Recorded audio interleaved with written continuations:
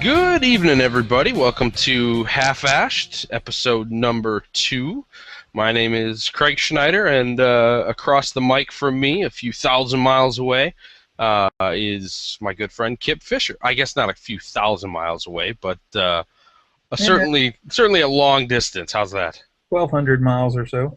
It's long enough. I wouldn't want to walk it. In unreasonably cold Florida tonight. Well, I never thought I'd say it, but I question whether or not I'm warmer than you where I'm at. How are you tonight, buddy? I'm great. How about Good. yourself? I can't complain. I had what started off as a pretty nice Saturday blossom into a pretty damn good one, actually. So Cool.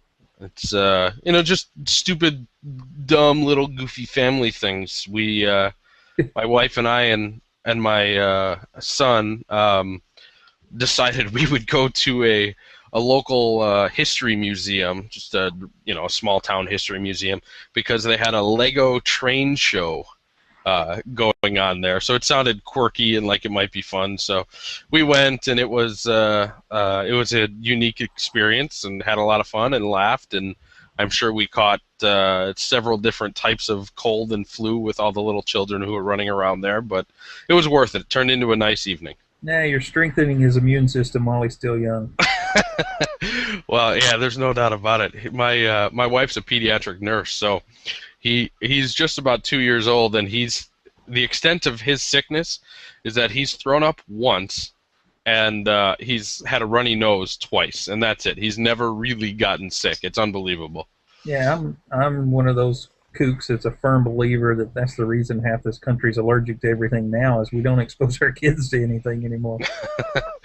Well, I'll tell you what, if that's the case, then I'm perfectly fine with having Luke grab a few doorknobs and remote controls that are filled with germs, because if it's just going to keep building his immune system, it's working so far.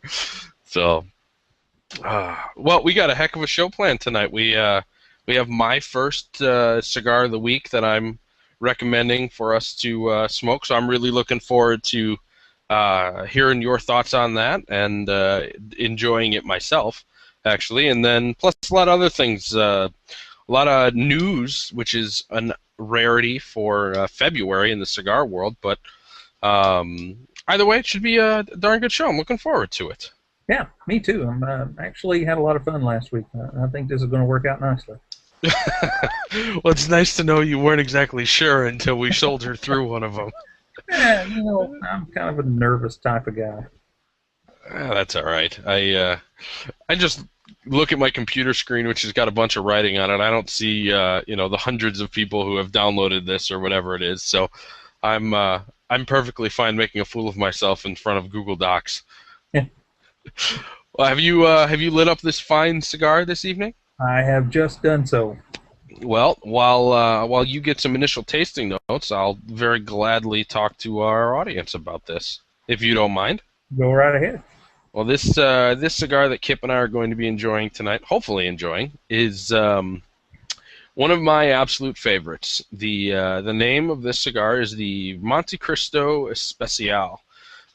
This is a true Lancero in the traditional Vitola, the Lojito #1.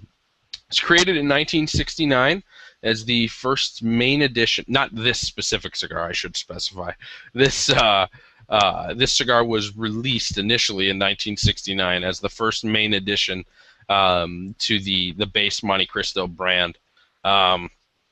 It's absolutely filled with kind of the hallmark mocha and cocoa flavors that the main line, the Monte Cristo 1 through Monte Cristo 5 have, but those cocoa and mocha and coffee flavors really come out in spades in this cigar. I absolutely love them.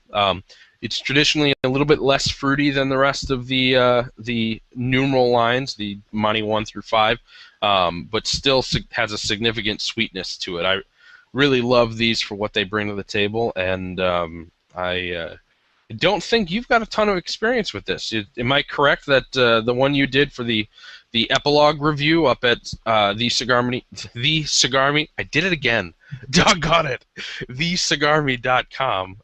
That's the first one of these you smoked, right? It was. I've had the number 2 and the number 4 and enjoyed those immensely. And Mm-hmm. but the one earlier this week and then tonight, this is the second one I've had, and also just been entirely enamored.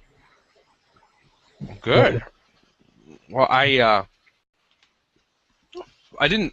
I have to admit, I didn't necessarily select the cigars that I chose to make an impression. It was more just kind of to I don't know what the right way of putting it is. Let people get to know me through the cigars that I smoke. I think that you can kind of get a sense of what type of cigar smoker someone is by what they smoke, or what kind of person they are by what they smoke. And so the 12, 13 sticks that I picked kind of paint a little bit of a picture, and this is one of the cigars that really keys in on what I love in cigars, the fact that they don't have to just taste like that peppery, spicy, tobacco-flavored core that you get from so many great cigars, which is spectacular.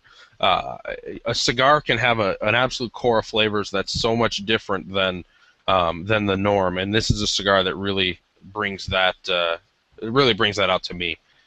Yeah, it does, and the the initial few minutes on the first one I smoked, and in this one as well, there was a little bit more of a tingle in the nose than I was expecting. But the first one, as that kind of faded away, and I got some of that sweetness you mentioned, and what I keyed in on was the fact that you said this one was a little less fruity than the others, and that really hit home, and it was the number 4 that I'd had before was just a spectacular cigar, but in comparison to this, it was a little more of a not cloying, but a little heavier sweetness than I picked up in this one. Yeah. I should also, I guess, say that these cigars have got a bit of age on them. They're about 15 years old, a little bit less than that. They were rolled or released from the factory in 1998, and have been in my possession for about 8 years or so. I bought them about 8 years ago. So these have at least been cared for pretty steadily or smoothly for the past 8 years, and judging by how they smoke, I'd say they were probably well taken care of before that as well. You made the comment that you were experiencing a little bit of would you call it sharpness, or just you could definitely have that sense in the retrohale that there was life left in the cigar. How would you kind of classify that? Yeah, I'm a frequent retrohaling kind of guy, and it was only in the first 10, 15 minutes maybe of that first one, and this one seems to have kind of went away a little quicker than that. And it was just that tingle in the nose, and I don't know that maybe I adjusted to the cigar, or it underwent some kind of change after light or whatever, but that absolutely was noticeably different for the first few minutes than the remainder of the cigar. One of the things I guess for the audience who don't know me perhaps as well as you do, Kip, I smoke a lot of aged cigars. I mean, I'm not talking 40 or 50 years or anything like that, but I'm not the biggest go to a cigar store, walk through the humidor, buy a stick, sit down and smoke it sort of a guy. I certainly do that, no doubt, but when I'm smoking outside of a shop, oftentimes I'll have something from my own stock of cigars here at my place, and it's not uncommon for me to have a cigar with a number of years on it. And one of the reasons that I like to do that is just you can truly see the cigar as it's evolved and kind of lost a little bit of that sharpness that you can oftentimes find when a cigar had only been rolled 6-8 months prior, or something along those lines. And so I think that it gives a really unveiled view as to what the flavors and the taste that a cigar can bring, the experience that a cigar can bring. So Sorry, as I have dead air because I take another puff on this. One of the things that I will say is this one's on the older end of my regular cigars, probably in that 15, 18-year range, or the oldest cigars that I would consider daily smokers. I will say when a cigar is getting up to that age, I think it becomes a little more fragile. Not so much to the touch, but just what you mentioned, the idea of the few cigars that you had been sent to try, the few of these especials you had been sent to try, that first experience is already slightly different from this one. And one of the things that I've noticed incredibly about the fragility of these cigars is that just the exposure to oxygen or a major change in temperature or climate where the cigar is stored can have a big impact on how it smokes. So, just the additional week or few days, whatever it's been since you smoked the last one to this one, that additional time that this current cigar you're smoking has had in a humidor might have influenced the state of that smoking experience. It might have changed how that tobacco is going to taste, or just how the experience is perceived a little bit. Does that make sense, or am I not being clear on any of that? It does, and not to get too far off on a rabbit trail, but for the past however many years you've had these, have you had them fairly well sealed up in a box? Are they loose in your humidor? Do you move them around?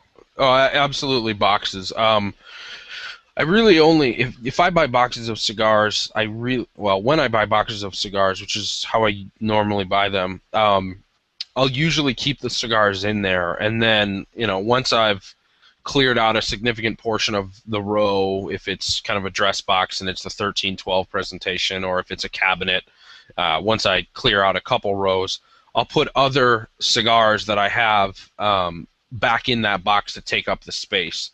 And I also really don't use a lot of the singles drawers on my cabinet. Or desktop humidors. I don't do that very much anymore. I tend to find that you get a really with some cigars, as they get a decent amount of age on them, you can really get a significant loss of aromas if you do that. I tend to often find that how a cigar smells before it's lit is going to be an indication of how it tastes during the smoking experience. And a lot of times in my humidor, at least, if I'm keeping cigars in the singles drawer and they're just open to the air in the cabinet, then it oftentimes almost dulls them a little bit. I don't know. I don't know the best way of putting it. It just feels like maybe those cigars are watered down when I go to smoke them. So I generally will keep them in a box, and then once there's just a few left in a box, I'll throw them into a different box with a similar sized cigar, so they're, a little bit closed off. Yeah, and I was asking that for a specific reason, or actually two. One, I was amazed that even the little pigtails were intact on these to be 15 years old. Those typically get knocked around and knocked off somewhere in the lifespan of hanging out that long.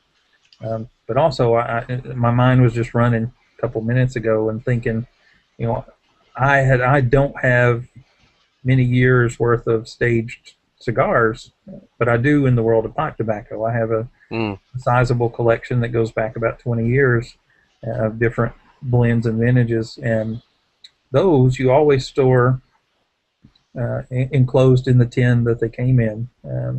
And once you open that tin, it doesn't stop the aging process, but it alters it, and sometimes drastically.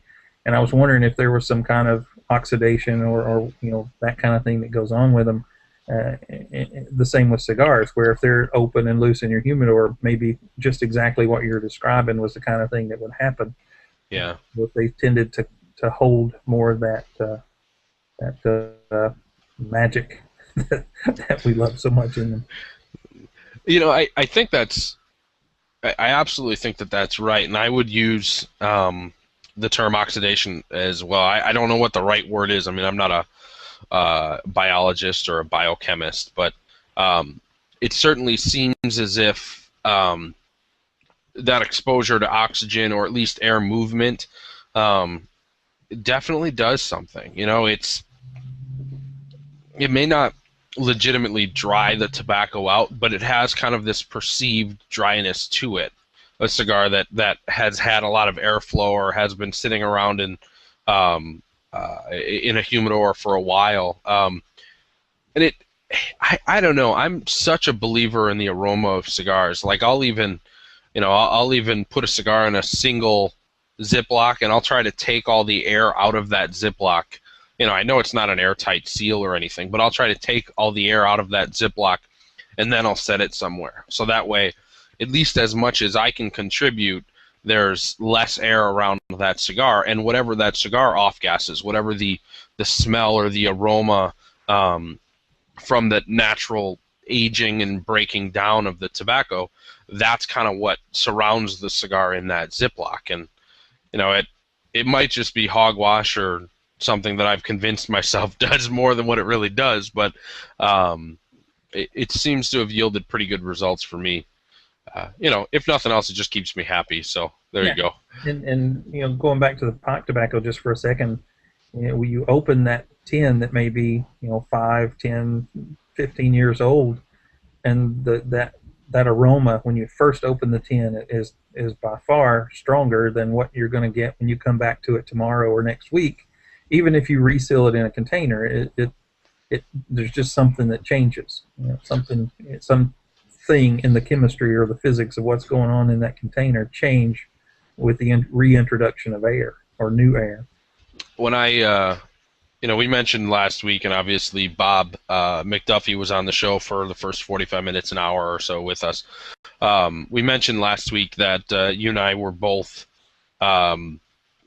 big followers of the Dogwatch Cigar Radio podcast for years. That's in fact how we met. Actually, we met in person the first time at the Dogwatch Herf, I believe, right? Yep. So I had brought, as did numerous other people, boxes of cigars to share with all the attendees of that Herf, which by the way, I thought it was just a freaking spectacular time. I really enjoyed the heck out of my few days here. I did too. No, go ahead. No, that was all. I was just agreeing that it was. So I brought a box of cigars that had a little bit of age on it as well. And one of the big things that I wanted to share, more than just everybody smoking the cigar, which I hoped that they enjoyed, but I assume that you got the chance too to kind of stick your nose in the box of cigars. It had been sealed. That box had been sealed for I think 10 years by the time the Dogwatch show came around.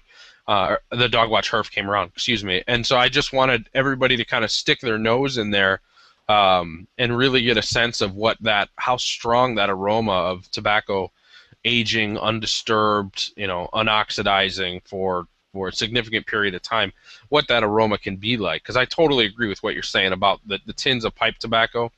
You open those up, and day one it's ethereal. Day two it can be completely different. It can still be beautiful and a great smell, but it's just different. And so I don't know. Did you get a chance to stick your head in that box of cigars that I brought? I did not. I did get one of the cigars, but I was on the tail end of distribution. The box had been open for quite a while. It's a very clever way of putting it.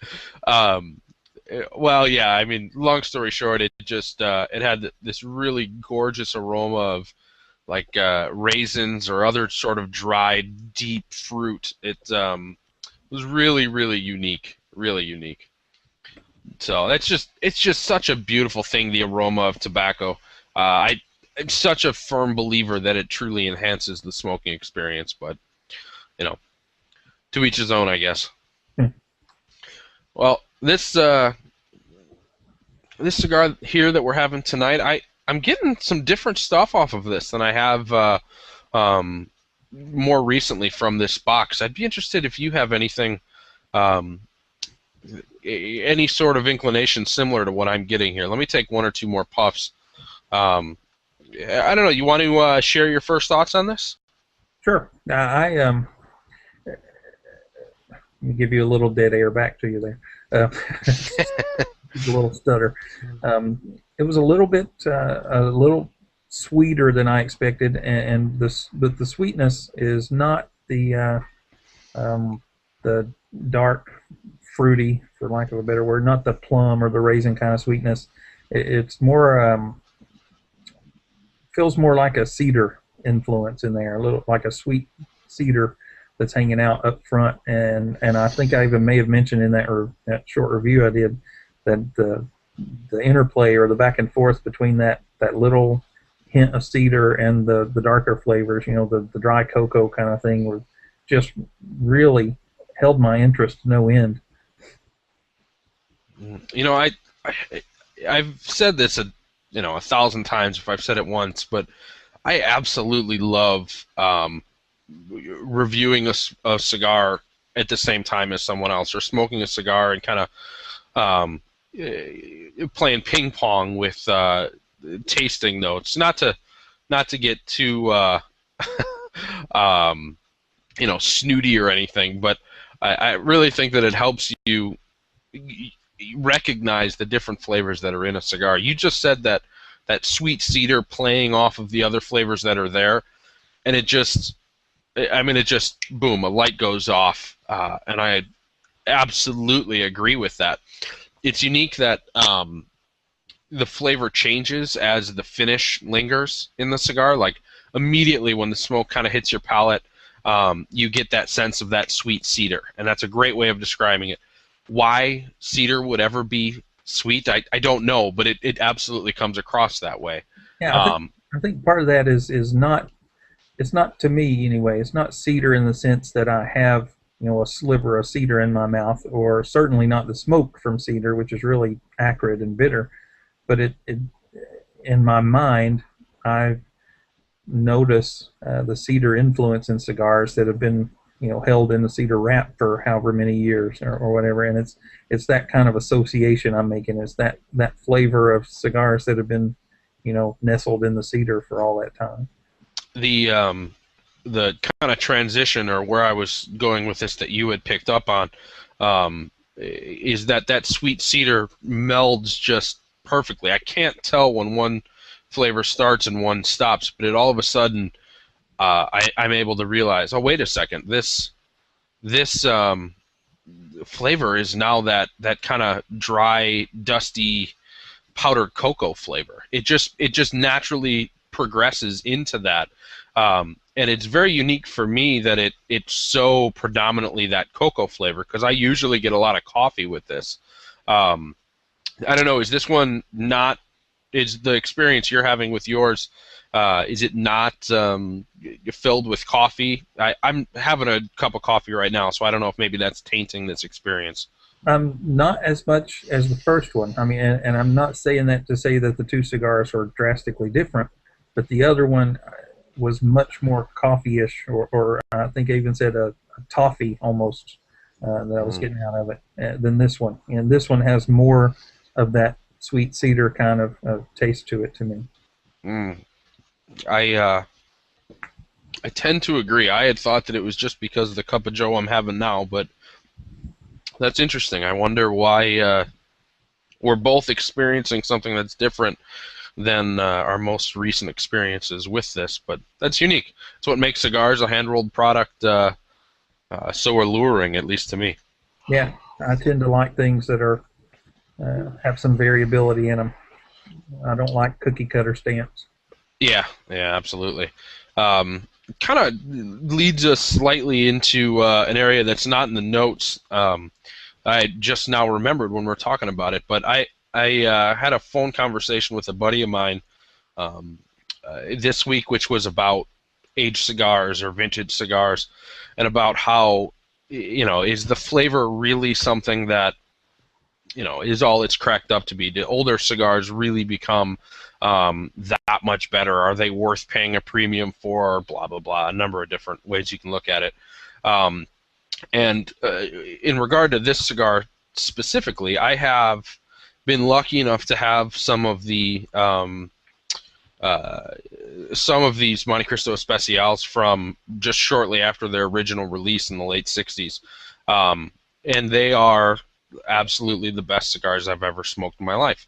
I had them when they were just, I don't know, maybe 38, 39 years old, a little bit less than 40 years, and they were um, everything you could ever want from a cigar. They had that cocoa flavor, that coffee flavor, a deeper sweetness to them, which was a little bit more like almost a caramel. You know, like if you were to be making simple syrup and you just let it go way too long and a ton of the water had evaporated, just how that richness just deepens so much, that sweetness just deepens so much.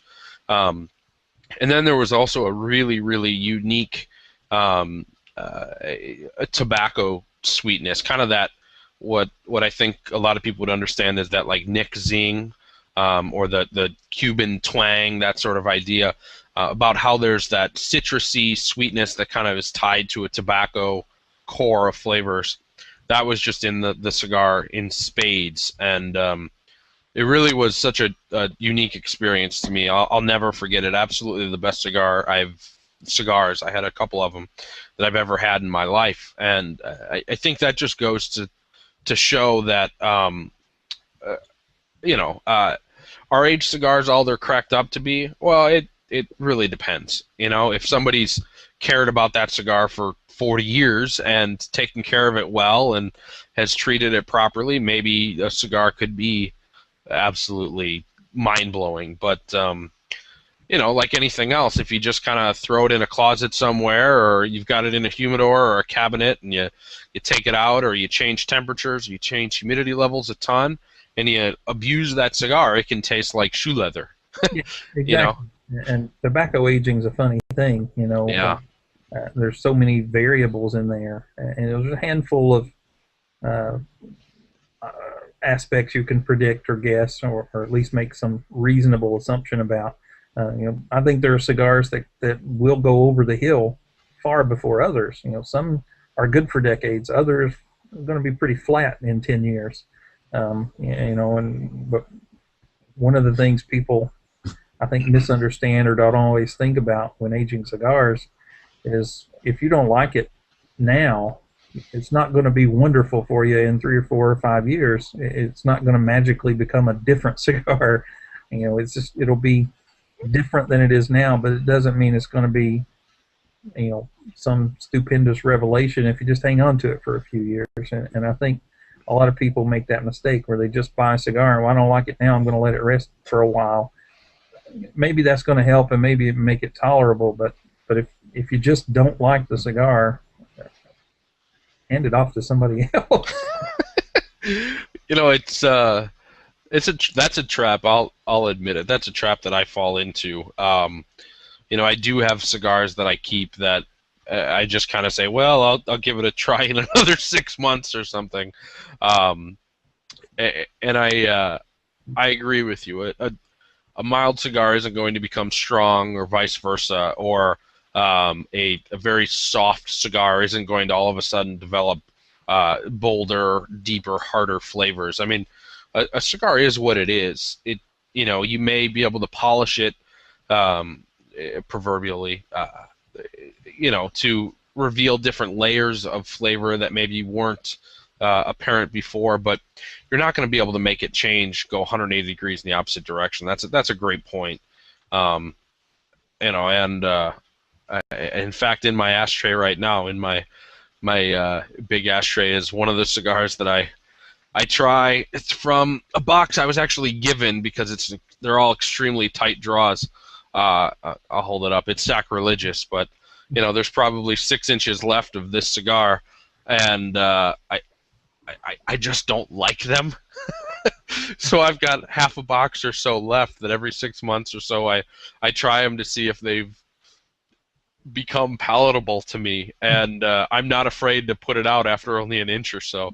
It's, you know, it's wasteful and it's kind of a terrible thing to do, but they're not high quality cigars. They're incredibly tight draws, so I wouldn't want to wish those on anybody else, I guess. So. And in the 10 or 12 years, they'll all be gone. You won't have to worry about it. Yeah, exactly. Yeah, I'm perfectly fine waiting for those every 6 months to just get less and less and less left, and then eventually I'll be rid of them. Uh, well, as I said in the opening, we've got a heck of a lot of industry news here. I'm really shocked for the second week of February that there's this much that's notable going around. Exactly. It's normally a very slow time of the year for cigar news. You know, everybody likes to keep things quiet until the weeks leading up to IPCPR and of course the end of the year releases and that kind of thing. So the fact that we have any news whatsoever was a bit of a surprise. Mm-hmm. Yeah, I just ashed on my table. I completely agree with that. And some of these things are really unique pieces of news. It's not just so and so's coming out with a new brand to be released at IPCPR, or the CRA is trying to raise awareness of some legislation that's trying to be pushed through. It's um, just for an example, you added to the show notes something that I wasn't even aware of. IPCPR has tabled this idea of a consumer day at Mm-hmm. its annual trade show.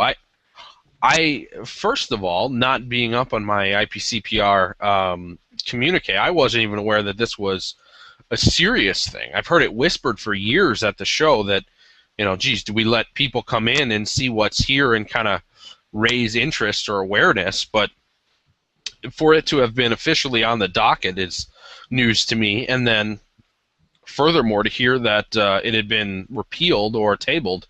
Well, they had assembled a plan, and this was just sent out as a news or press release in the end of December that they were going to do a consumer day where they allowed Mm, 500 consumers to purchase a ticket. You know, you got a number of cigars, and you could be on the floor a certain portion of one of the days of the show, and they were going to have a couple of events going on that were included with that ticket outside of the show. I think they were lining up a comedian to do a roast of somebody in the cigar industry and that kind of thing.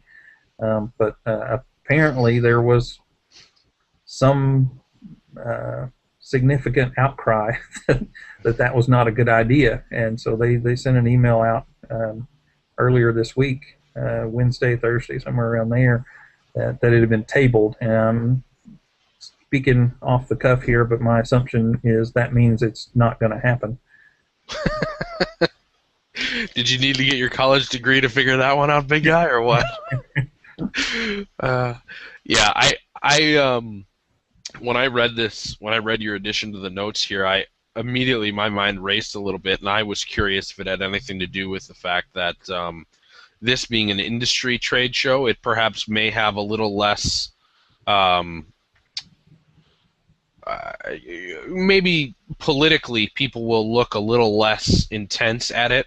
You're not allowing Joe Public to be walking through uh, a convention floor exposed to smoke when otherwise it may not be legal. I mean, IPCPR in the last 5 years have been in more than 5 years have been in at least 3 different cities where smoking was either banned or going to be banned um, right after the trade show, and yet the IPCPR or RTDA in one case was allowed to have its show and allowed to smoke. It's really um, a unique thing that there's been that much leeway given in some of these locations. And I'm wondering if the thought of having consumers around would take away that ability for them to bargain or lobby politically to say, look, these are professional people conducting their business, and this is something they have to do for their business. Yeah, I believe, and I may be completely off base here, but if I recall correctly, there was even an ordinance or two rewritten for the show to come to Orlando last year. Yeah, Uh, yeah. Orlando is one that I'm aware of. When it was in Houston, well, I'm going to guess 6 years ago, my second or third show. Um, I believe the Monday after the show, the city was enacting their ban. They waited until after RTDA to do that, and then also in Vegas, when Vegas went smoke-free other than the casinos. I know that it was a huge argument up until just before the trade show, and then they finally had been awarded this ability to smoke only on the trade show, the convention floor. You couldn't even walk out to the lobby with the cigar. There were, security guards that let's be kind. There were security guards that sought to make you follow the rules. Yeah, but this, had they had the consumer day, it was going to be a limited event. They were limiting access to, I believe it was 500 tickets that were going to be available, and they were somewhere around $250 if I remember right. Ooh. Yeah. So basically, they're going for a big smoke. Yeah. With worse food. Yeah, I don't know about the food. Back when I had been to Big Smoke in not the Vegas Big Smoke, but when it toured around the United States, I went to one of them, and it was some of the best food and liquor that the city had to offer. It was pretty intense. So, it sounds as if this idea of having a consumer pay a considerable amount to have the exposure to the samples that inevitably are at IPCPR would be, something akin to that. Yeah, and I don't know specifically what the issue was with it, outside of what we can speculate about. The email just said that the response was overwhelmingly negative, that the members did not want that to be carried through as an item, as an event. Well, you say that you very clearly bring up that we are just speculating, but I guess that's the beauty of having a podcast. We're our own boss. We can speculate all we want. No, but it should be clarified. You're 100% right. I mean, I'm just pulling ideas out of my rear end over here, thinking that that seems to be the most logical reason for something like this being essentially canceled. But what do I know? Yeah, I don't know. I have no idea. It was just seemed newsworthy to me anyway. Oh, absolutely. It's not listed first in our list, but on our notes, but I wanted to bring it up because it absolutely intrigued me as well. Well, another unique thing here, and it is a little bit closer to one of those normal legislative announcements that you'll see on CRA newsletters or blog posts of the like, is that except this one is a little bit different here. This comes from your home state, I believe. You want to talk a little bit about HB 888? Yeah, my original home state, not the one I've been in the past 14 years. I thank you for the clarification. But this one, I was looking through a list of some items that were on the docket, or at least coming up for review or presentation or whatever proposal, and I just came across one that was in Tennessee. You called the name there, HB 888. Mm-hmm. That would, over the next 5 years, actually eliminate the excise tax on other tobacco products, which is other than cigarettes.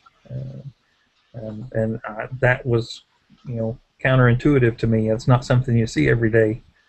Normally, that's going the other direction. And I was really surprised to see that.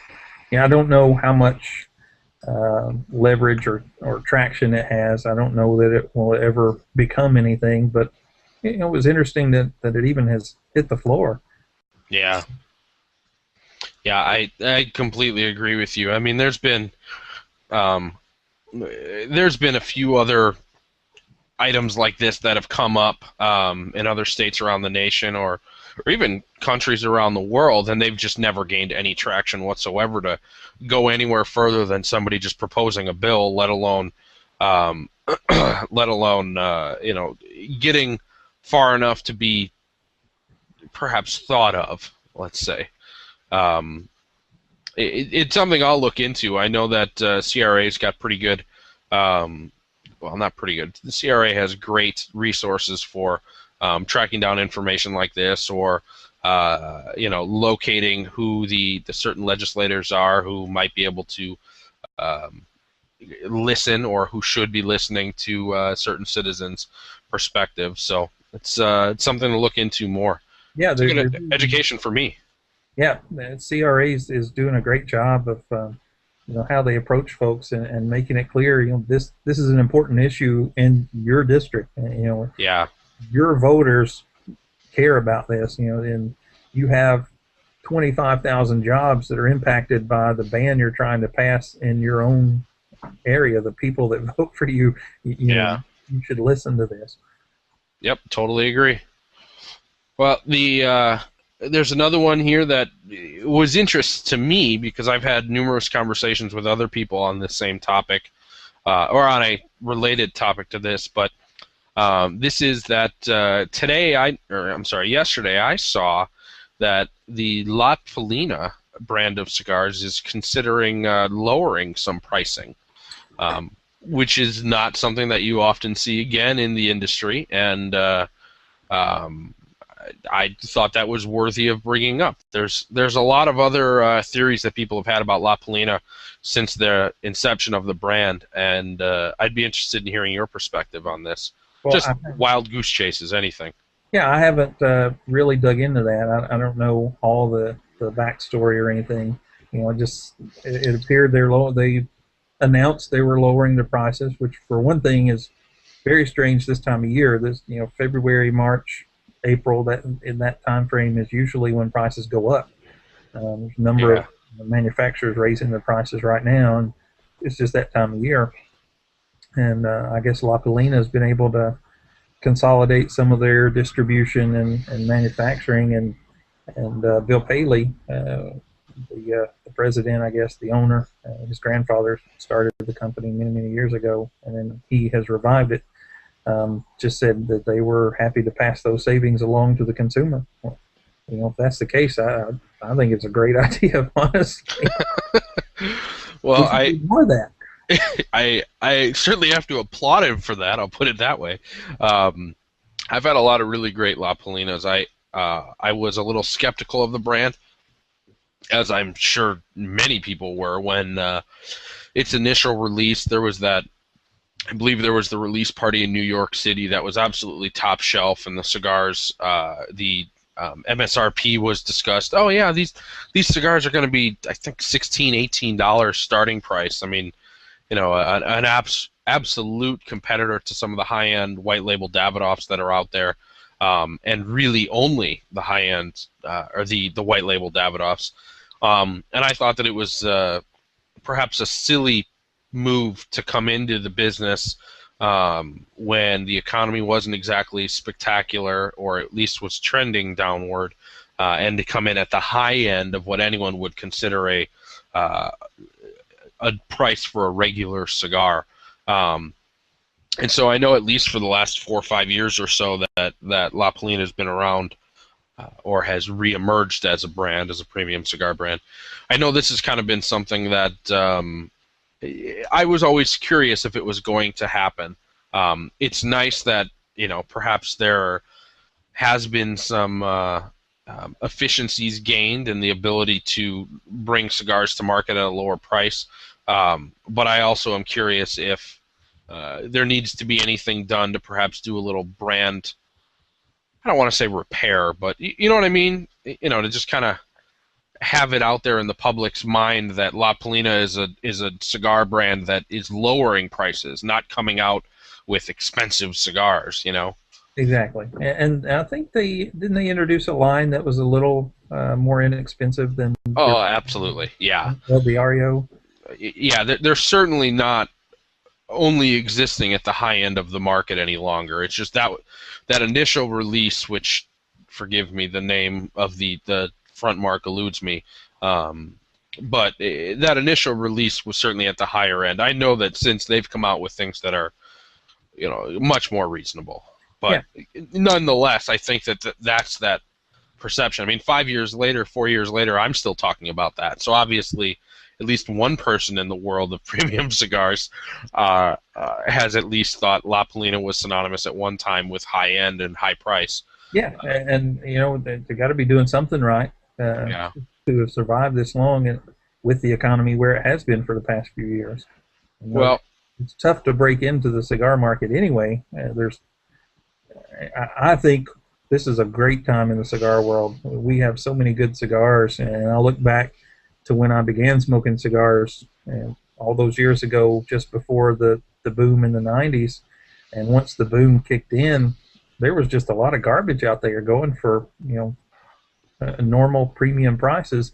And today, the competition is fierce. There's just great cigars out there, and if you can introduce a really super premium cigar into the market and be successful with it, I think it at least says something about the quality of the cigar. oh yeah, yeah. I mean, I certainly am not privy to any of the business information from La Polina, but nonetheless, if you go out and treat yourself to any of those cigars, at least in my case and my experiences, I've not had a single one that I've thought was disappointing. You know, they're certainly all cigars that seem to be absolute top-notch tobacco, proper aging, absolute appropriate processing. No shortcuts appear to be taken to the point where somebody could at all question the integrity. And yeah, it just falls right in line with what you're saying. There's an abundance of great cigars out there now, and this came and has a rightful position in the industry, and I'm happy to have some of them in my own humidor, you know. So, man, I'm just digging on this Monty. I'm finding myself getting distracted. I'm enjoying it so much. Yeah, me too. And mine has gotten very leathery in flavor. I'm really enjoying that. It's uh, having trouble finding a good descriptor outside of leathery. It just makes me think of an old baseball glove almost.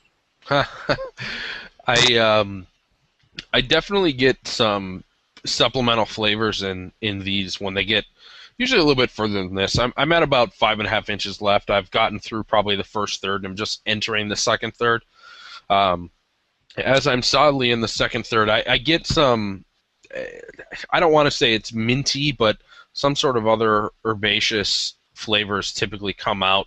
You guys will hear me discuss cigar flavors as being hard and soft, and it's just kind of a generic way to classify some of the more, let's just say abrupt or very masculine flavors that you might get. Pepper, harsh spice. I mean, heavy tobacco flavor or real smoky, woody flavor. I would classify all of those as hard flavors. Whereas soft flavors would be something that was more herbal or tea, honey, sweet baking spice. That would be on the soft side of things. And the majority of what this cigar has, I would say, kind of rides the rail between hard and soft. Coffee without being deep, dark, espresso, heavy, rich, coating your palate. And the cocoa is that crisp cocoa powder with just that slight bit of bitterness, which is almost a palate cleanser too. It's not all the way to a dark, deep 65% cacao, dark chocolate. Boy, I've rambled a lot there. Sorry about that.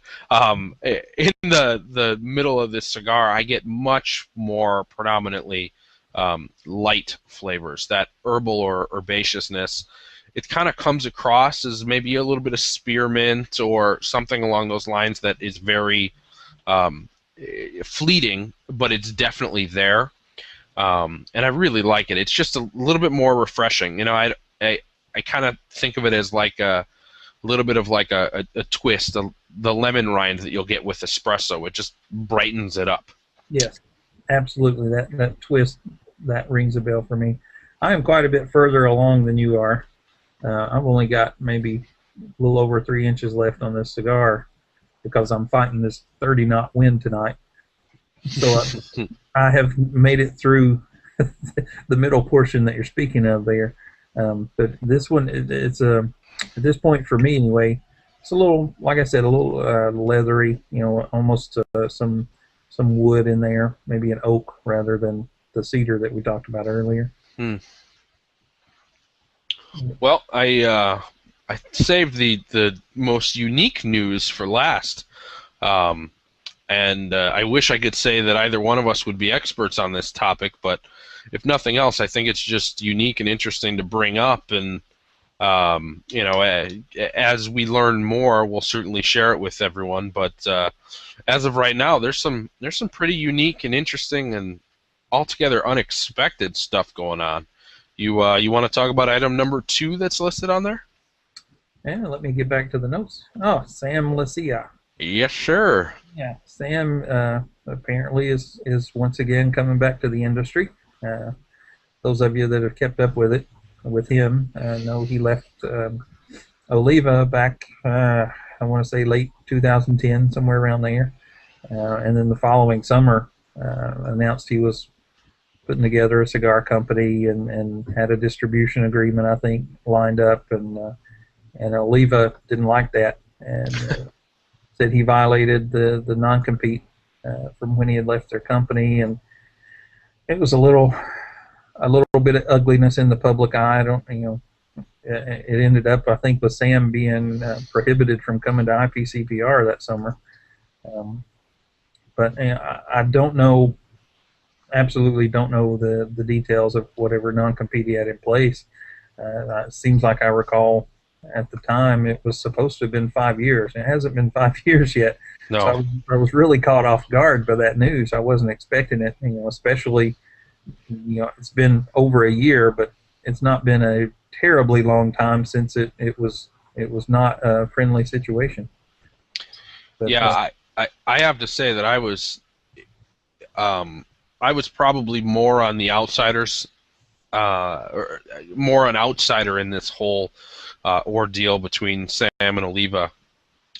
Sam Lucia, you guys may remember, is one of the originators or one of the founders of Nub and Cane cigars that were put out and distributed by Oliva back starting in the late aughts. I was never truly a fan of either of those two cigars, and have only recently realized how filled with just great flavor and potential that the Cane Daytonas have. yeah. Man, oh man, I wish I wouldn't have written those off after experiencing the Nub and then the initial Canes.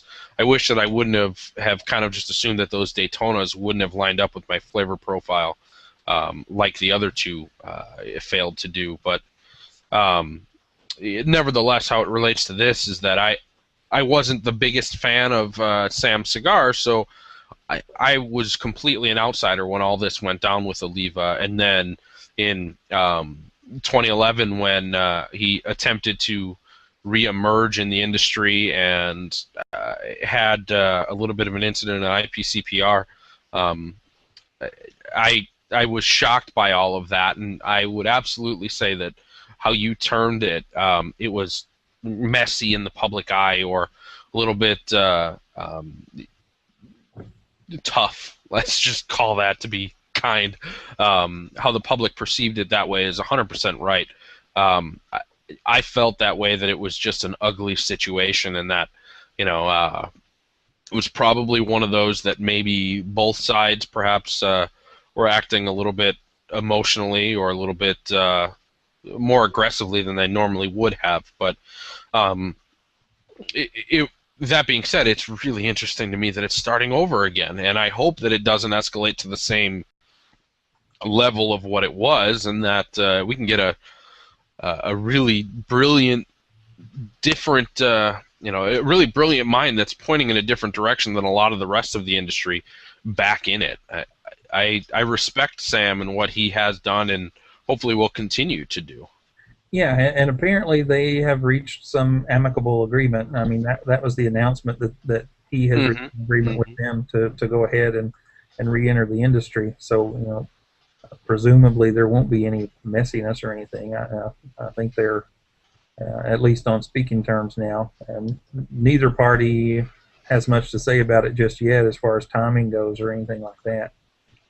Yeah, the releases that I've read are a lot like this segment that we're having right now.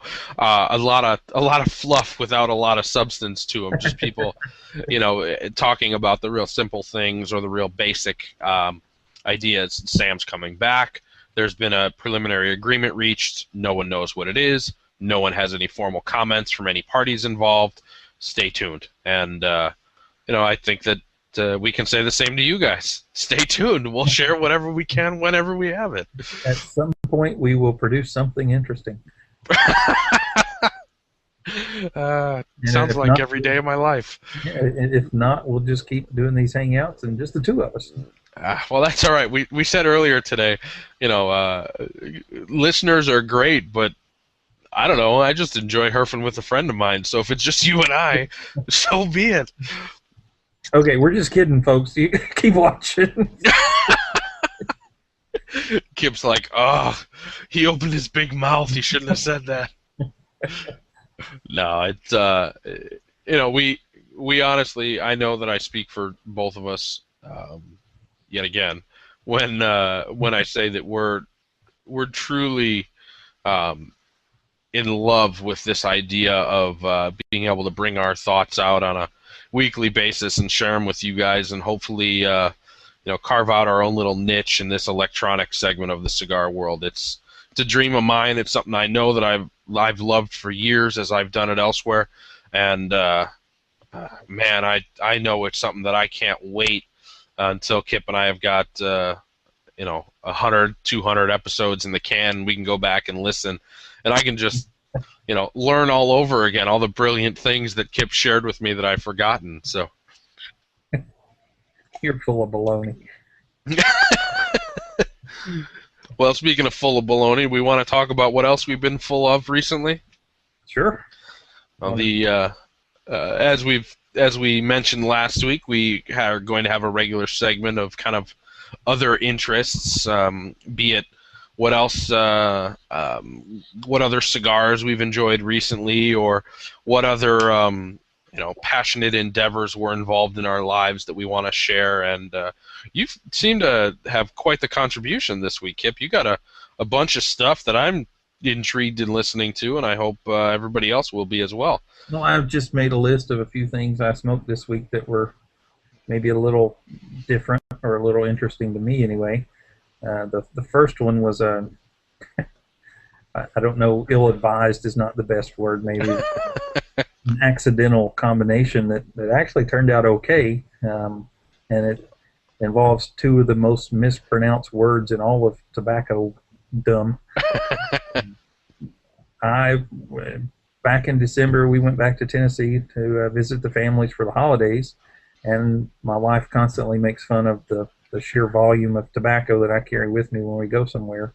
But I had a few bags and a couple of travel humidors packed up, and I happened to leave a Tatuaje 7th Kappa Especial tucked into a pouch with some pipe tobacco, which was a nice English blend called Sunjammer, which was a clone of My Mixture 965 for all those that follow the pipe tobacco world. But it's a medium to full kind of Latakia-based blend, and that cigar was stuck in that pouch with that tobacco since Christmas. And you might think that it would just be, dry dust at this point, but you got to remember, in my house right now, the ambient humidity is 67%, so it's wow. My house is a humidor this time of year. So it was in fine shape, and I pulled it out, and it was a much different cigar. I'm very familiar with that cigar. I smoke a ton of them. I love it. But it really gave it this heavy, smoky kind of flavor to go with what you typically get out of the Tatuaje. And I really enjoyed it. I don't know that I ever would try to duplicate it. I don't think it could happen on purpose even, but it was just a fun little diversion this week that I really enjoyed. I've never been one to try to infuse cigars or do any kind of crazy stuff. If I want a cigar, I smoke a cigar. If I want something else, I get something else. But I got to say, that was a happy accident. I not to dwell on what we've talked about in the past, but Latakia, I think that for those of you who have smoked Latakia tobacco or blends with Latakia in it, you can think of those flavors, those typical smoky, deep, hearty aromas that you get off of that tobacco, and that's just about the perfect description of what hard flavors are in my realm, what I would consider to be hard flavors. So, nice little tie-in there. I know that it wasn't necessarily intentional, but well done. Uh, Someday well, we'll talk about how they create latakia and the smoking and drying over the local herbs and spices around the Middle East, and it's kind of a cool process. oh heck yeah! I said last week that in the other interest segment, really delving into the world of pipe tobacco. It's one of the most interesting things to me that we're going to participate in, and you're going to educate the heck out of me. And if I can let you know that that's going to happen, I love pipes. I love the whole other world that that tobacco flavor can take you to, and being able to have someone with your expertise or experience, if nothing else, is really an experience that I'm going to lean on. So stay tuned in future weeks. If you're a noob like me, hopefully we can get Kip to kind of guide us all into that new world. At the very least, I can make stuff up as good as anybody. Oh man, that's movies are so much more entertaining than real life. So I think you got a pretty good script outlined in front of you. It's not too bad of an idea. Let's see, what else I got on the list here? Oh, I actually, one day apart, tried the 2011 and the 2012 limited edition for my father. I, honest to goodness, they both were very similar cigars in appearance, and everything was great, just like you always expect from my father as far as construction goes and all the physical attributes. And both smoked very well, but I have to say that the 2012 was just fantastic. It seemed to be a much more polished blend to me, and it was kind of the reverse of what I expected. I expected the one with an extra year of hanging out in the humidor on it to be a little quieter, a little calmer, but the 2012 was, the flavors were really well melded. They were married very well. Even at the price, those are great cigars. Couldn't be an everyday smoke for me for sure, but thoroughly enjoyed them both. And I know my local shop still got those 2012s. I might have to hit them up the next time they have their 10% off sale going on. I thought that what was the first year for those? Was it 2010? I can't answer that. I don't know. I don't know if they only have 2 or if they have 3 releases, but whatever the first release was of their limited editions, I bought a box and I've got it sealed in my humidor. I haven't even opened the label on it, and to be completely frank, I've heard from numerous people that this cigars could use a little bit of time. They had a lot of pepper to them, and being that I think I've mentioned before, I'm not the biggest full-bodied, super strong cigar lover. I thought, what the heck? I'll keep them laid down. It's a unique piece to have in my humidor, and I've got enough other cigars to smoke, so I'll just hold on to them. And I've never ventured into the 2012s. I know that. So it's interesting to hear that the 2012 was that much more refined. I wonder how much the blend was tweaked from the past year, and I'll certainly try to get my hands on some. Yeah. If you pick one up, pick me up 2 of them, would you? Sure. All right, appreciate that. I am very sensitive to huge spice bombs. That's just not my thing. I don't like to. I call it nasal napalm when it just out of your head. And I know that's a popular thing, and I don't criticize it. It's just not for me. And neither one of these were. You knew they were there. You knew you had a cigar, but they were not tame, but manageable and very pleasant. I enjoyed them both. Hmm. Much that's a review that I'll look forward to reading in much more detail. Yeah, I'll dig up a couple more of those and put one together someday. I did a little searching for some blend information about at least the 2012, and it has a Habano Criollo wrapper. That's an interesting varietal that I'm not exactly sure um, I've heard much about, and I don't know if this is just Habano is excuse me, referring to the fact that this is a Cuban seed varietal of Criollo, or if this literally is the Habano, what had what's the term, evolved from what was known as the Habano 2000. If that's been spliced with a Criollo to form a different varietal of tobacco or a different strain, a hybrid, that's unique to me. So I don't know if you had paid any attention to whether or not that wrapper lended any unique characteristics or not. I did not. I was not, in the mindset to do any kind of review. I just kind of hung out and enjoyed the cigars. Good for you. That's awesome. And that's a great point that I always try to cement, that there's a difference between reviewing a cigar and just smoking a cigar. And man, oh man, just enjoying a cigar for fun. I mean, there's nothing like it. Not having to worry about what you're getting out of it or what you can tell other people about. Just smoking it for you and you alone. I love it. Yep, exactly. One of my favorite things in the world. That's why I get so few reviews written. So tell me about Perla Del Mar. Oh, Perla Del Mar is a new cigar. I think it's already hitting some shelves from J.C. Newman. And it's not a Fuente product. It's out of their own factory down there in Nicaragua. I don't know if you know, about a year and a half ago, somewhere around there, they opened up their own factory down there, which actually has a good bit more capacity than they're utilizing right now, I believe. And so I expect to see more blends come out of there over the coming months. But the Perla Del Mar is a little different than the Brick House and the El Baton that they also make down there. This one has a Connecticut wrapper, an Ecuadorian Connecticut wrapper, Nicaraguan filler and binder, and it's every cigar I've listed here tonight are the ones I enjoyed this week. So I'm going to repeatedly say I enjoyed it. I had a couple of these, and they have several different sizes.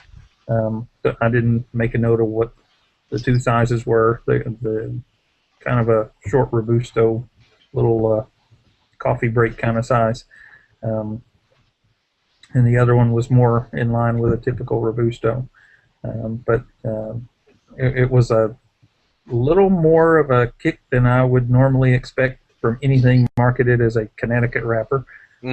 But very pleasant, very bright flavors. I put in there, they were bold and bright. The flavor was potent, but not necessarily the strength. However, the strength wasn't the wishy-washy mild kind of thing you might expect. I think most every size in that line is available somewhere around the $5 mark, so they're not expensive cigars.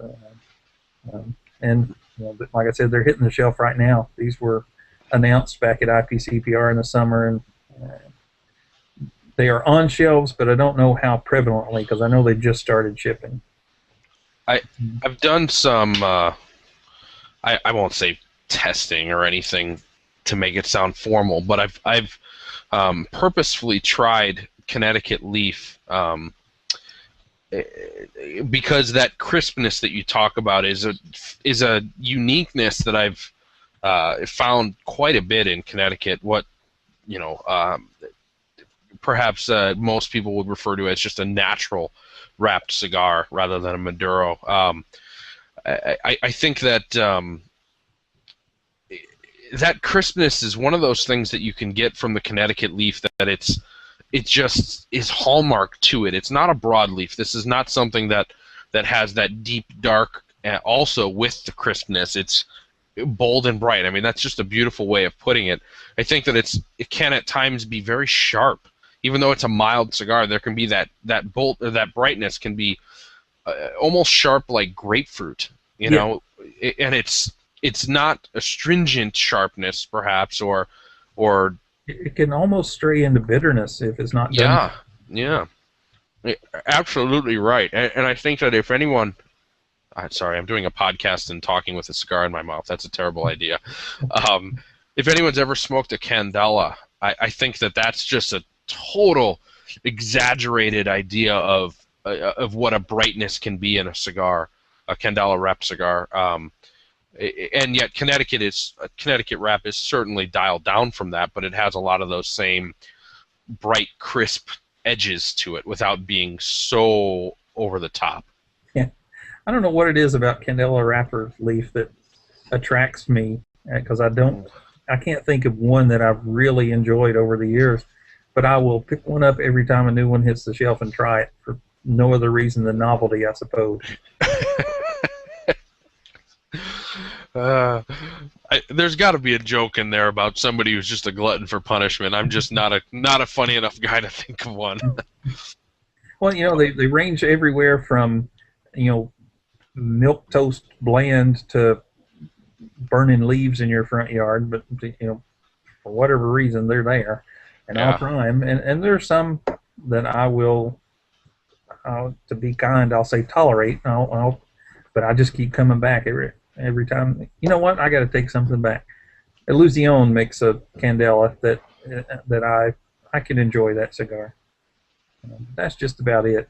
I'm not even a fan of the Fuente Candela, honestly, and I'm the biggest Fuente fanatic out there. Which leads me to my next cigar. Yeah, absolutely. I need an education on this. I saw the photo that you published today about this upcoming cigar, and I gotta admit, it was not only it's an education for me because I learned something, but it educated me because I had never even heard of that cigar. That cigar was announced 2 IPCPRs ago, back in 2011, and the understanding was it was coming that year, and it never happened. And then spring of 2012 came, and we got to try them when we were down in the Dominican for CFC. And although I have fallen in love with many Fuente-produced cigars, this one just really, really hit the sweet spot for me. I just gushed over this thing. And there's not a lot known about it. They haven't given many details as far as the blend goes or anything like that, but to my palate, it's quite a departure from what they normally produce. It was a little bolder, a little more of a. I'm going to be as bad as you, Bob and Dale, were with picking countries, but it has a little more of what I find in a Nicaraguan cigar. And the Fuentes use tons of Nicaraguan tobacco, but it's not the kind of boldness I usually see in what they blend. And I've been waiting on pins and needles all this time for these things. And we've got a couple more at CFC, and I saw the local rep recently. He gave me another one, and man, I just want these cigars to hit the market. I'm ready to buy these things if they can just get them out. But my understanding is there are thousands of them sitting right now rolled. They had some issue with the packaging, and that old story. They were put on hold, but they're just waiting, and I'm anxious to get them. I don't care if they ship them to me naked. I want the cigars. Well, the FedEx guy who drops them off at your door would have to agree to that. I'm not sure he would like it. I didn't say I would be naked. Well, you touched on something there that I'll want to talk about a little bit when I guess referencing what cigars that I'm going to have for us to smoke in the future here. But you mentioned that Fuentes use a lot of Nicaraguan tobacco, and you thought that this had some of that Nicaraguan flavor, much more than any of their other cigars, or much more than what they would regularly have in their cigars. Would you kind of say that Nicaraguan flavor was much more in line with kind of the current popular flavors or expression that you're getting out of Nicaraguan tobacco, or are you just saying Nicaraguan flavor period without, you know? Yeah, that Nicaraguan-esque. It is absolutely not going to be, what I say while I go, a towering spice bomb. It's not going to be a big, bold Pepin Garcia blend, but it's a little, it's tweaked a little. It's not the typical Fuente cigar to me, anyway. Well, I I'm intrigued by that, actually. I'm really a fan of blends. I mean, we're smoking a Puro tonight, tobacco from all one country, but um, I'm also a huge fan of blends. I think that they can, if done well, blending different tobaccos from different countries can really heighten the aspects of the tobacco from each location that I really like. And I think that if Fuente really can hit a home run with some of the Nicaraguan tobacco, and then absolutely bring to the table their mastery of Dominican, the flavors that I adore that they repeatedly can put out in Dominican tobacco, that'll be a unique cigar for me. Yeah, and we actually got a little, not a lecture in a negative sense, but a little education on the tour this time of the Fuente factory, and how many different tobaccos, different countries are represented in their blends. When they say, Rich, the guy that was giving us the tour, says, you look in a Cigar Aficionado and it'll say wrapper, binder, filler, Dominican, and he said that's most of the time not the case, that they're using tobacco from all over the planet, from Ecuador and Cameroon and Nicaragua and wherever. Just they're sometimes a little secretive with their blends. Yeah, that's it's unfortunate. It's unfortunate for me personally, just because I'm such a junkie for that information. Not that I am doing anything with it. It's just, I know that I just love hearing about that. Dominican, Peruvian, Cameroon, and Ecuadorian cigar from all four of those countries might be my ideal blend with, if the proportions are hit in a specific way, I might absolutely adore it. And so I just love it if somebody would tell me, oh yeah, this is another one of those blends. And maybe it doesn't hit the home run as the cigar that I fell in love with, whatever it may have been. But what it'll allow me to do is start seeing patterns. Oh, okay, well, this is another cigar with tobacco from those four countries. This has a much more spicy flavor, but it's sweet spice. It's not overwhelming pepper. Gee, where is that sweet spice coming from? Maybe there's more, maybe the binder is also Cameroon, not just the wrapper. So on and so forth. I would love it if that information was a little bit more transparent. Yeah. But, maybe by the time I'm 40.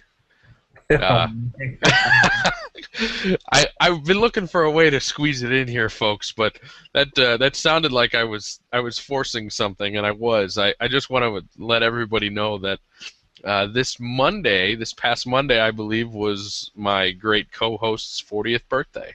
Yeah, I'm old. Can't see. Hard to walk. Well, happy birthday, my friend. I hope that you had a lovely day, that you enjoyed your family, you enjoyed your cigars, and that you made through it in one piece without too many aches and pains. I did. Thank you. Of course. So what have you been smoking this week? Well, I have had a relatively busy week, but that being said, I did last night spend a decent amount of time with a good cigar, as I had a friend over to watch the Blackhawks game. I had the E by Brothers of the Leaf. This is the second cigar release from Brothers of the Leaf. Their other is the Essencia, which has been around for a number of years, 5 years or so, 4 years. This is really a unique cigar for me because it's um, much like this Especial that we're smoking tonight. I'd say that E rides the rail between hard and soft, mild and strong, and full-bodied and light-bodied. It really does a beautiful job of kind of dancing in and out of each of those characteristics or each of those ways to characterize a cigar. Um, there's a beautiful quality of I don't want to say vintage tobacco, but there's a sense that the tobacco in this has a very specific flavor that you can often get from vintage tobacco. Um, it's more revealing. You know, we talked in the beginning about how smoking a cigar that has some age on it can perhaps just reveal other aspects of the flavor that weren't apparent or aren't apparent when the tobacco is young or fresh. Well, this cigar has that sense to it.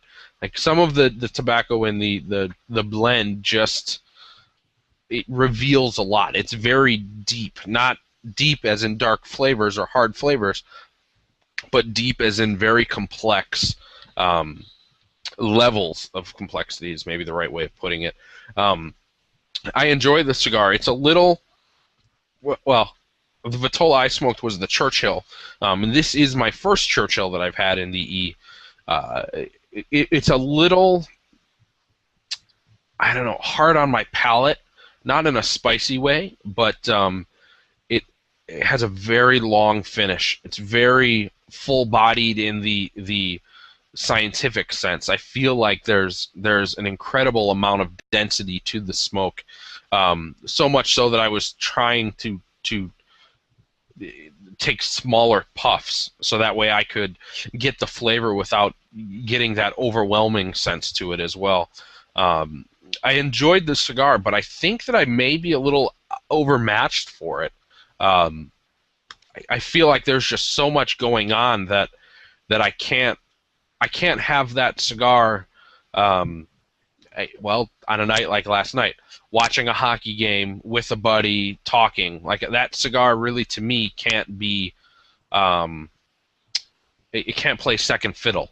It kind of demands your attention. It's like a grown-up cigar. Yeah. Not that there would ever be a cigar that wasn't, but you know what I'm saying? Like, yeah, you know, it's a big boy cigar. Exactly. I respect it and I like it for that, but I'm going to have to smoke a lot more of them to kind of really be able to formulate a solid opinion on it. I just so feel almost just intrigued. The more I smoked it, the more intrigued I was because I wasn't getting any closer to being able to put together a solid review of it. It really a unique smoke. I recommend that people go out and give it a shot just for that, if no other reason. Have you had any of those? I have not. I haven't come across a retailer in my travels around the state.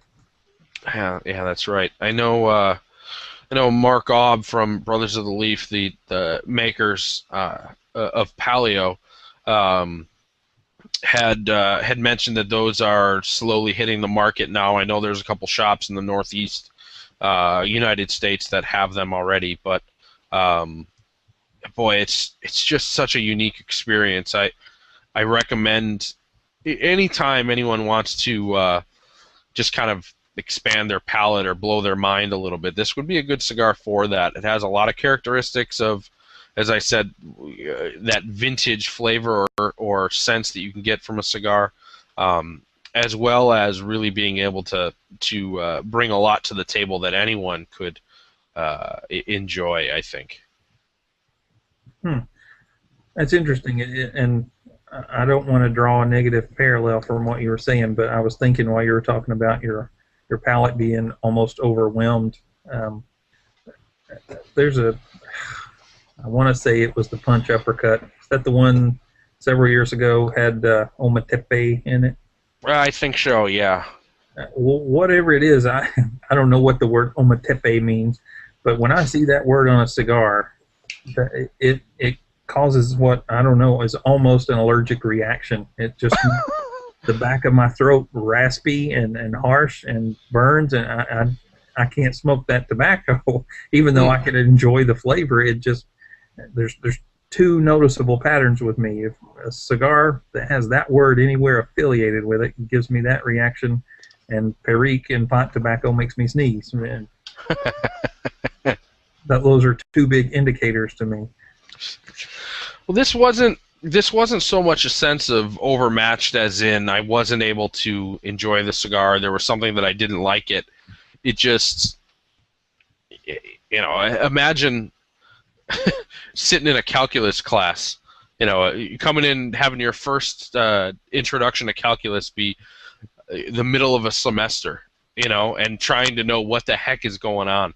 I almost felt like that was what the experience was. And I knew that, the more time I spend, in the class, my little analogy there, the more time I spend with it, the more I'm going to understand it. But that first day when you're just overwhelmed by a course of study, that's kind of what it was like. It wasn't unenjoyable. It was just mind-blowing. Like, whoa, holy cow, how am I going to get this? I'm not properly prepared for this cigar. Yeah, actually, that's right. And for me, I'm someone who likes the challenge,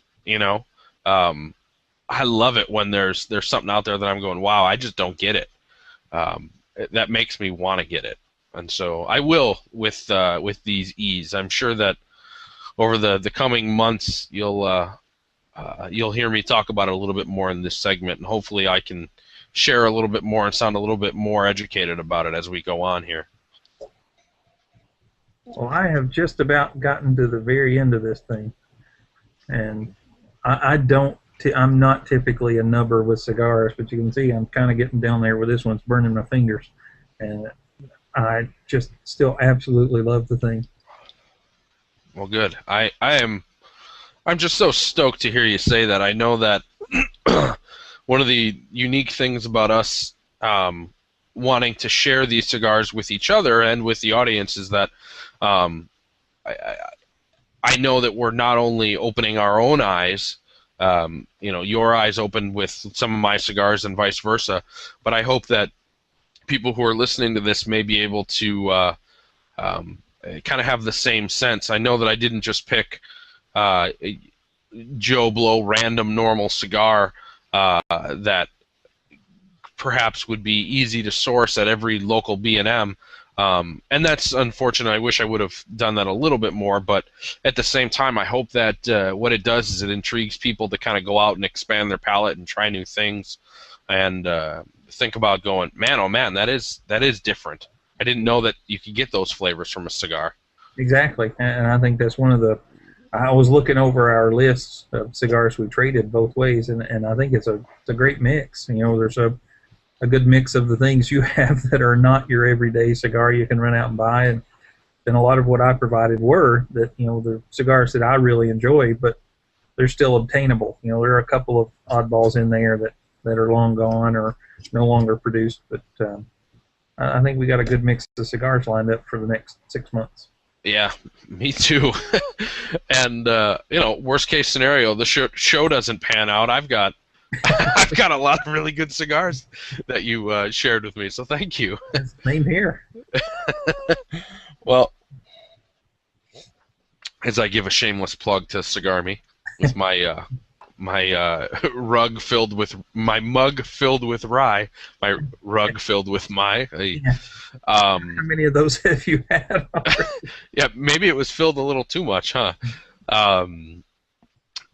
Before we get too far away from that discussion of Nicaraguan tobacco that you had mentioned with that Casa Cuba, one of the things that I'm kind of hoping to tease a little bit here is coming up in the future. One of the cigars that I have selected as my faves is a Padron Aniversario, and it's that's a really obtainable cigar, and I have it in the natural wrapper. But this is a box that I believe is from 2005. That's where these cigars are from. So that cigar has about 8 years or so of age, at least. It may even be older than that. I don't recall off the top of my head. But one of the things that I'm bringing this up for is not only is this going to be a really great cigar to smoke. I'm sure we've both had a number of them.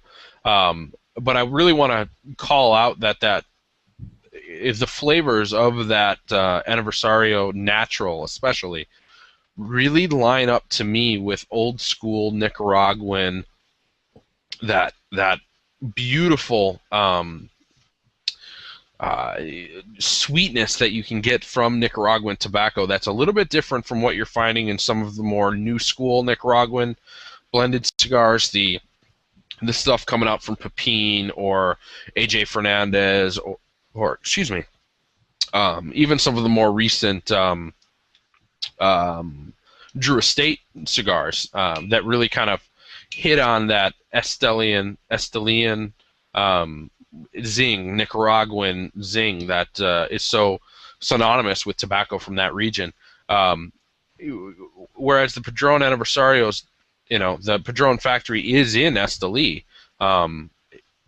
I think that those naturals really harken back to a blend that is rooted in the times of maybe the 70s and 80s when Nicaraguan tobacco perhaps sought after a different profile. And so I've chosen that Padron Aniversario because I think it's a really good reminder to us that Nicaraguan tobacco is so versatile, and it can bring so much to the table. It can be that Tat Cazadores, that brown label that we're also familiar with, but it can also be that slightly different, more subtle, unique sweetness to it that I find in the Natty. So I'm looking forward to that. So before we're completely gone with that topic on the Casa Cuba and that whole segment, wanted to bring that up as well. So yeah, that puts a notion in the back of my mind. I'm going to have to go back and do some digging. But there was a manufacturer or put out a line or something this past year, and that was their marketing or selling point, that this cigar is how Nicaraguan cigars were 30 years ago. It's not the typical profile that's popular or put out there commonly today. And I'm going to have to go back and dig and see what that was. Really? Yeah. I'm trying to think of what it could have been. It was modeled after cigars that whoever this manufacturer was enjoyed and produced back in the 70s out of Nicaragua. And I'm thinking, Hoya de Nicaragua, probably the only major manufacturer that was around at the time in Nicaragua. I wonder if it wasn't 2012, it might have been 2011, and at that point it might have been the Hoya de Nicaragua Cabanetas. Maybe. It's been a while. Mm-hmm. That's interesting. Yeah, if you do dig and find that, I would love what they talk about, to have what they talk about for whenever it is that we have that Padron Annie scheduled. That would be pretty fun to have that reference. Yeah. Well, yet again, you've been lucky enough to have an in with the Fuentes. Not that I want to oversell this or anything, but you've got another pretty unique little experience to share here. Is that something you want to get into? It was. It was. I'm talking like you already know. I managed to finagle my way into getting a tour of their renovated office and distribution complex in Tampa this week, and was just completely dumbfounded. I mean, what they've done down there is not the typical renovation where you slap up some drywall and cover up all the old stuff. That they have gone to such lengths to restore that building to what it once was. That they're in a building that was originally built as the Charles the Great Cigar Factory in 1903, and they spent a year before they even started the interior renovation. They had guys out grinding the mortar from between the bricks on the outside of the building. They took out 3/4 of an inch of the mortar and repointed the whole building and got the bricks all cleaned up. On the inside, they ground the facings down on the bricks, and they learned that the inside bricks were yellow rather than red as they were on the outside, which was kind of neat. But that was because the yellow bricks were much more reflective, and they provided more light inside. which makes sense. Yeah, absolutely. And apparently the yellow bricks were a little less expensive as well. They And got them from some old road. yeah, I don't know where they came from. And they pulled out the flooring and salvaged every stick of that they could, which actually turns out was quite a bit. Hmm. It's made of heart pine, which is Oh wow. it's not your typical yellow pine you go buy off the shelf today. This stuff is rock hard, and the gentleman that was taking me around was saying they saw a little bit of termite activity and wanted to have some of it tested, and they sent it, and the lab said, we don't even test that. It tears our instruments up. It either Oh. if it looks sound, it is more than sound, and I was, it basically would, they could knock the edges off the boards is about all that they could do to it, and he took me up into the attic, and the trusses that were put there over 100 years ago just looked brand new. I mean, it was amazing. Wow. And they took that flooring and they aggregated it onto the third floor, and that flooring is the original flooring from the other floors. And then part of the building they weren't able to do that. They found another building that was put together similarly in Virginia about the same time, and got the salvaged flooring from that building to put into the space on this one. And I was amazed. I mean, just like with the Fuente tours in the Dominican, I kept thinking this makes no business sense. They continue to impress me with their dedication to doing things the right way, and it's very impressive. And not a building that's open to the public or give tours, so I was lucky to get in. And that's where the distribution's still carried on today for Tampa Sweethearts as well. I've been I have some family that's in the Tampa area. My family on my mom's side came into the U.S. through Tampa from Cuba, and so I have some history going back, and some older relatives who still live in the Ybor area and West Tampa and such. And so I've been in that area on a few occasions, and I've done the tours of the casita that's there, and I've done the tobacco museum that was at it's still at the one of the Fuente distribution factories, and I am really jealous that you got to tour this building.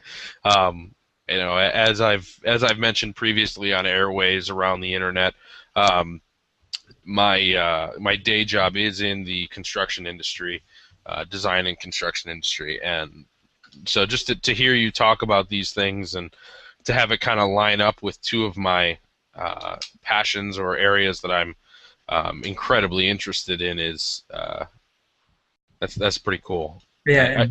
One more thing I'll mention that was just cool as all get out. I got to go up into the cupola on the very top of the roof, and he was explaining that back in the day, they would send the smallest guy up there, and he'd climb up in that cupola, and they could see the ships coming into Tampa Bay, and the ships carried tobacco for any number of different factories, and I guess they had a different flag for each factory, and they would run up the flag for whoever's tobacco was on the ship. And so the kid could come back down and tell them, okay, our tobacco's coming in, and send the wagon or whatever to go pick it up. That's so cool, man. Time's gone by, Yeah. It's pretty neat. I'm really glad you've been able to share that with me, and with all of us. It was cool. I was overwhelmed at the lengths they've gone to preserve the building and the historicity of the building. It was impressive. It really becomes a labor of love with people when you do that sort of a thing. I have the discussion numerous times a week with homeowners or building owners. What do you want to do? Do you want to save this building? Are you tied to the history that is this building, the low ceilings, the leaky basement, the layout on a site that may be less than ideal, and are you committed to that? And are you committed to spending more money to get less volume-wise than knocking it over and building new? And you really need to weigh that. And so for me to hear you and your stories of the Fuentes and how it makes you immediately think, how is this a smart business move? Without knowing the books, I can probably guarantee that wasn't a smart business move. It was a labor of love. Absolutely, and the Fuente family is very much into, like I said, doing things the right way. And again, I was impressed, and it wasn't even with cigars this time. But you're such a fanboy. I love it. I am. I will wear that all day. I don't mind. On your left tricep too. Yeah. It was the cigars that drew me to the family, but after meeting them, I'm just even more impressed and more a fan than ever. I can understand that, definitely. It's pretty darn cool, man. Well, we got just a couple more things here on the notes tonight, but I want to be sure to kind of give final thoughts on this Monte Cristo.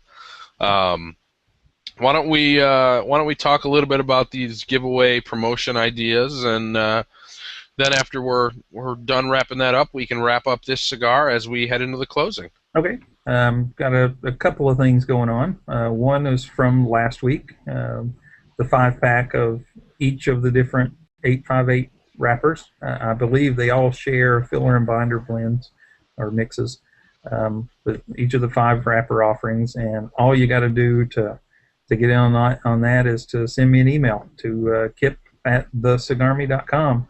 And like I said last week, you can say something nice, say something mean, tell me I suck, I don't care. But again, if you tell me I suck, your chances are really low in this thing. But next month on our live show, March the 8th, I believe, we will. I'll have my daughter that day pull a number out of a hat, and whoever's number ranked in order I receive the emails, we'll get that.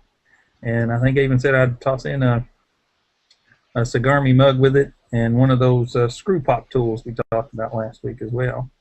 And the other thing is an ongoing thing that I do through the Cigar Me. I'm a big Cigar Rights of America fan, one of the ambassadors actually, and anybody that signs up or adds a year to their membership can get a couple of cigars from CRA, and if you sign up and use my name or my ambassador number, which is 169, I'll send you a couple more cigars out of my own humidor.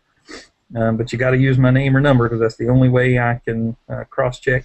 So don't be sending me 6,000 emails that you just signed up if you have. Oh, so yeah, you have to say that when I take a big swig of water and about spit it on my work computer. Well, that's something I wanted to make sure we touched on again. I know that you definitely mentioned the 858 giveaway last week, and I've frantically tried to create alter egos on the internet so I could send emails to be entered into that contest, but I decided not to do that after my wife talked some sense into me. But I'll also say that as we move forward with the show, I know we've both got some stuff set aside for future giveaways, and I've got something lined up right on the docket after Kip's all finished up with this first round. So stay tuned, guys. It's going to be we're going to have a lot of good times getting through spring and into summer here. Not just the giveaways, but all the content as the show starts to evolve a little bit more, and really the segments that we've kind of got proposed really form their way into what they're going to become as the show continues on into oblivion. Well, I'm steadily into the final third, but I've got about 2 inches left on this Especial. And I mentioned when I was about halfway through it that there was a lot more of those softer flavors, the herbaceousness, that almost spearmint like cleansing flavor that I get in the middle. What I also want to mention is that as this cigar transitioned to the final third and now heavily into the final third, I am getting a ton of that coffee flavor that I had mentioned. Actually, both of us had mentioned wasn't as prevalent early on as I had expected it to be, and as I had become used to. I really love this mix between the cocoa and the coffee, the rich coffee flavor here. It really enhances the experience. I love the cocoa, but that's a flavor that I get at times from other cigars. But how this one brings the cocoa and coffee intermingling, it's very unique, and I absolutely adore it. Yeah, and I had a similar experience. I kind of finished off this guy, and in the mid to late section, the last time we were talking about it, I said it was a little more leathery, and it clearly, it really built into that coffee, that strong coffee. And one of the things that impressed me so much with this cigar, in both of the examples I smoked, was it never got that harshness or that bitterness toward the end that a lot of times I do get. I mean, I smoked that thing down as far as I've ever smoked anything, and it never had the first hint of that, and that was impressive. Well, good. I gave you the right ones then. Yeah. Well, I'm letting dead air be out there because I'm keep smoking this cigar. Sorry. I'm glad that you enjoyed this, man. I really am. I hope as we continue on, you'll enjoy the rest of the cigars that I've recommended as much as this one. Yeah, looking forward to it, and Yeah. goes both ways. Oh, absolutely. Well, next week's featured cigar that we're going to be talking about is a new one to me, and one that if you're a follower of thecigarmany.com, Kip's blog, The cigar. golly, all right, I feel like Bob McDuffie calling me Kurt when I used to be on Dog Watch in the beginning. Thecigarme.com, excuse me, Kip's blog that he continues to just post stellar reviews on. If you're a fan of that, you'll notice that he has in the past mentioned a cigar called the Cuenca. Is that how you believe pronunciation is? That is correct. Yeah, we'll be sharing that one next week. It's kind of our third week of the month, so to speak, which is where we're going to be highlighting a unique cigar, a cigar that's making a big splash, or something we really want to highlight that perhaps isn't exactly one of our quote unquote favorites. So stay tuned to that one. I'm really looking forward to it, just for no other reason, based off of all of Kip's absolutely glowing reviews. So it should be good, and seek it out. Maybe you can be around and have one of those when you're listening to the download of the show. So yeah, I think I should have looked. I believe their website is cuencacigars.com. They're available on there. These cigars, it's not their existing line. It's their 5th anniversary cigar. It was released in December, and it's just fantastic. I love it. Yeah, it's cuencacigars.com. That's Cuenca, Cuenca. well, Just like what are you rambling on over there, Bob? Just like Cuenca y Blanco before they changed the name to CYB. I gotcha. That makes a lot of sense, actually. Well, I'll go out on a limb here and say that if we put this next topic into cyberspace, they won't be able to say no to us. So we're really hoping that Bob McDuffie and Dale Roush, formerly of Dogwatch Cigar Radio, will be joining us next week for a little bit of an elaboration on our current segment that we have for industry news. We want to talk a little bit more about some specific opinions that members of the industry have. We're going to hopefully get people to open up a little bit, talk a little bit differently about things than they normally would, and hopefully ask them some interesting questions that'll bring them out of their shell and really give you, the listener, a view of this industry that's different than what you're getting anywhere else. So hopefully Bob and Dale will both be around. Yeah, you know it's tough to get Bob out of his shell. Yeah. And we're gonna have to work real hard there. Yeah. Well, I just want to say thanks everybody again for listening to our second episode of Half Ash. This has been a pretty fun ride for me so far, and I'm looking forward to the rest. Absolutely. And I am ready for another great week, and we'll be back same time, same place, roughly next week. Well, be sure to visit cigarfederation.com. We absolutely want to spread the word, get information out there about a really good site put on by some really darn good guys. I think as we get into some new shows here, we'll talk a little bit more about our relationship with them and why we wanted to be a part of Cigar Federation and why we think that you should be too. Absolutely. Kip, why don't you give yourself a little pitch here and pat on the back for Cigar Me? Well, nothing like catching me off guard with some dead air there. Sorry. Just give us a visit at thecigarme.com. Again, you got to put that "the" on the front of it, or you get some random dude's LinkedIn profile. We'll stick some reviews up there and whatever news comes down the pike. And also each week, whichever of us did not furnish the cigar of the week are going to put up a review for that cigar roughly to coincide with the show. I posted today the review for the cigar tonight. Won't be an extremely in-depth kind of thing, but it may be a little deeper than we talk about on the show because we do tend to get carried away and run down a rat hole or two. But I think that's about it. Absolutely. Well, feel free to email me, anybody, any questions you have, any comments. Same boat as Kip. You can send whatever you want. You can tell me that my hair looks ugly on the video feed. I don't care. You just might not get the response you're looking for. That's all. But my email address is craig@thecigarme.com. I welcome anything. I'm not always the best at communicating and having a whole conversation, but I'll do what I can to reply, and I most certainly will read everything that comes in. You want to sign us off?